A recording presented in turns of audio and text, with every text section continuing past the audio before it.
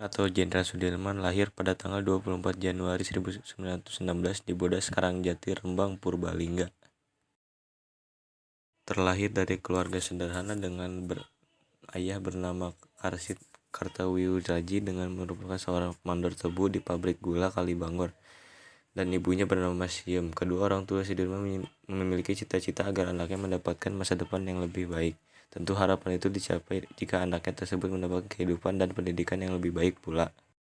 Harapan kedua orang tua di kampung pun terwujud. Sudirman mendapatkan perawatan dan perlakuan yang baik dari keluarga pamannya. Ketika memasuki masa pensiun, Raja Cokrosunaryo memilih tinggal di kampung Kemanggisan dan bertugas sebagai penasihat pengadilan negeri Cilacap. Di daerah itulah Sudirman menghabiskan masa kecilnya. Lalu saat berusia 7 tahun, Sudirman dimasukkan ke Hollands Indische School atau HIS atau sekolah pribumi oleh pamannya. HIS Sudirman melanjutkan pendidikan ke Mir Leger Onderwijs Mulo, yaitu setingkat sekolah menengah pertama. Namun pada tahun berikutnya pindah lagi ke Pawarma Wirotomo.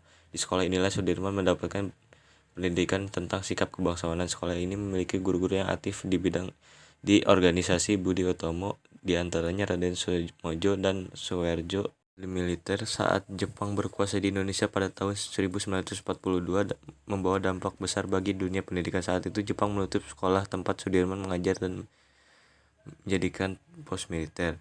Sudirman bernegosiasi dengan militer Jepang walaupun cukup alot. Akhirnya sekolah itu dibuka dan Sudirman tetap mengajar dan dengan fasilitas yang dibatasi, bahkan semua kegiatan belajar sana selalu diawasi Jepang. Pada tahun 1944, Sudirman diberi kesempatan untuk menjabat sebagai Dewan Kepresidenan yang dibentuk oleh Jepang.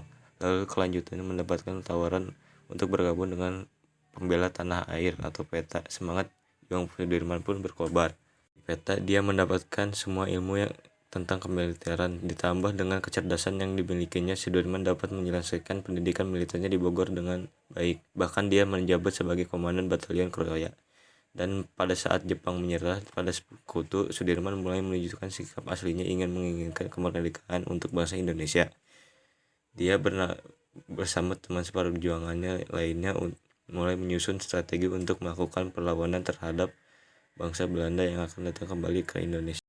Peristiwa-peristiwa sejarah Indonesia.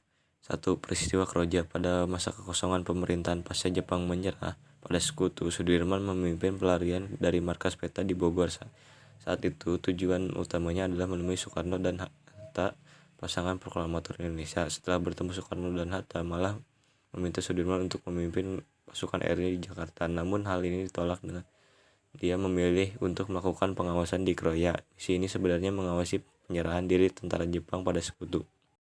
Sakitnya sang jenderal. Setelah memenangkan pertempuran di Ambarawa, nama Jenderal Sudirman semakin terkenal oleh rakyat Indonesia ataupun pihak Sekutu dan Belanda. Semasa agresi militer, Sudirman berperan aktif dalam menjaga pertahanan dan keamanan bangsa Indonesia. Setelah 3 tahun menjabat sebagai jenderal, beliau divonis menderita sakit paru-paru atau tuberkulosis. Penyakitnya semakin parah sehingga paru-paru bagian kanan harus diangkat. Atas keadaan ini, Presiden Soekarno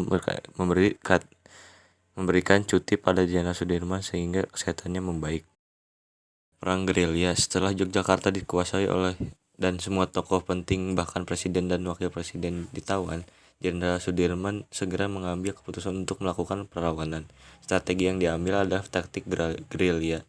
Strategi ini diambil karena keterbatasan sejumlah pasukan dan alat tempur yang minim. Beliau berpikir akan menggunakan hutan sebagai tempat untuk bersembunyi dengan atur dengan rakyat yang lebih mengetahui medan.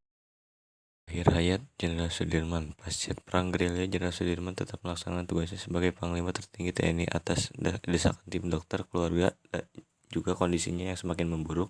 Akhirnya beliau dirawat di sanatorium daerah Pakem. Pada saat Belanda mengakui kedaulatan Indonesia pada tanggal 27 Desember 1949, Jenderal Sudirman ditunjuk sebagai Panglima Besar TNI. Namun tak sempat bertugas, beliau melanjutkan pengobatan ke Magelang.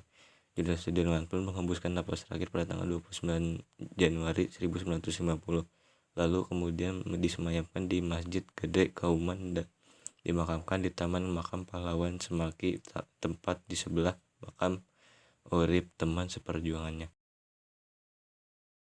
Jasa-jasa yang patut dikenang. 1. Dapat melucuti senjata tentara Jepang di Banyumas tanpa terjadi pertumpahan darah. 2. Berhasil melakukan penyerangan dan memukul mundur pasukan sekutu juga Belanda pada saat pertempuran Ambarawa. Ia memimpin perang gerilya dengan gagah berani dan pantang menyerah walaupun dalam keadaan sakit parah.